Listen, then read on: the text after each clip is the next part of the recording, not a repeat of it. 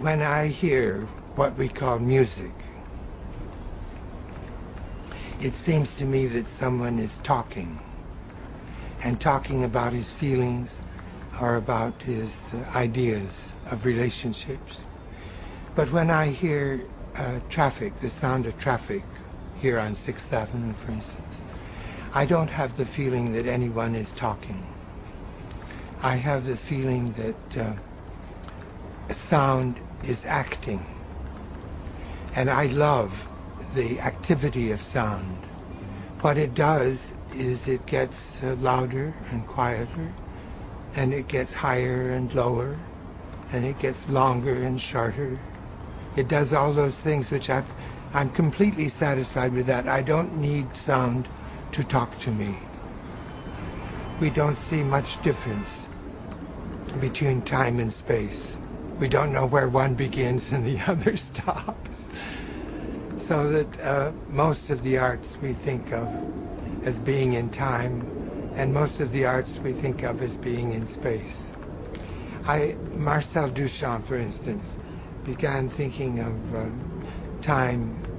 thinking of music as being not a time art, but a space art.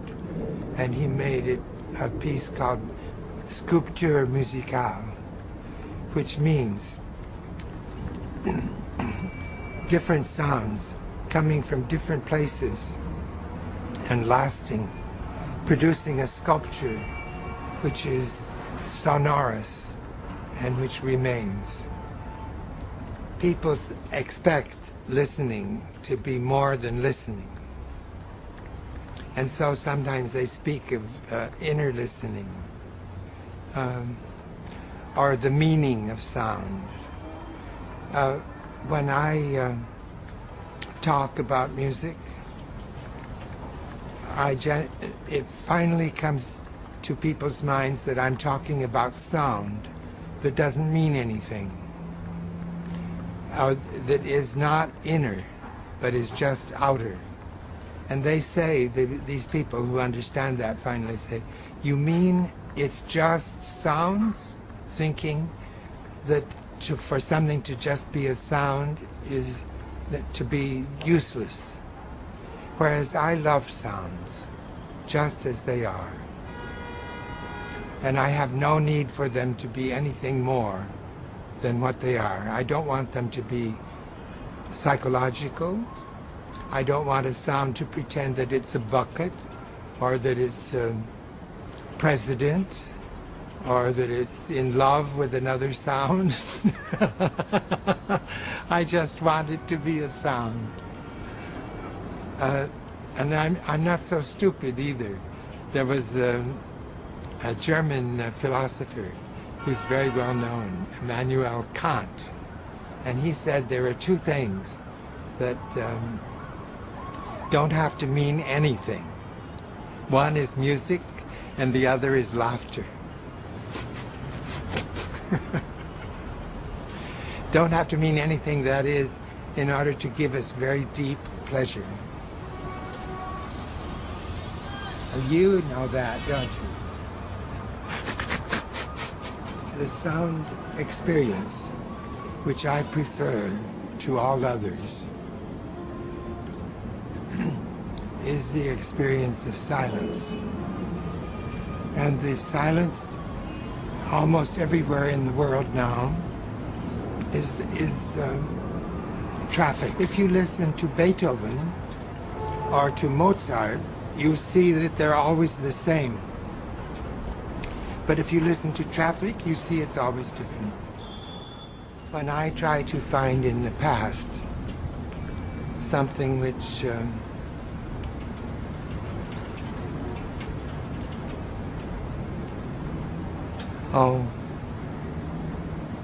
I don't know what to say, but something which I love.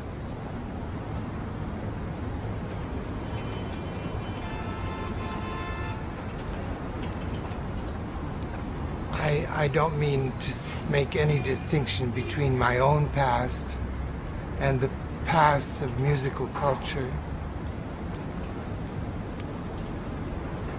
I think that what is most invigorating for me is the music that has not yet been written. I want something I don't yet know. And I do my best to make each moment like that, something that I'm not familiar with. There's a remark by Marcel Duchamp, which I love very much. He states it as a goal to reach the impossibility of transferring from one like image to another the memory imprint. We don't have to have tradition if we somehow free ourselves from our memories. Then each thing that we see is new. It's as though we had become tourists and that we were living in countries that were very exciting because we don't know them. I can't tell anybody how to listen or how to look. I certainly can't tell them what to remember, particularly when I don't want to remember anything myself. If I look at a Coca-Cola bottle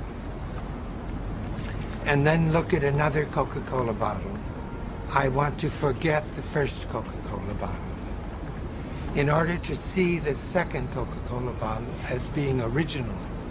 And it is original because it's in a different position in space and time, and light is shining on it differently, so that no two Coca-Cola bottles are the same.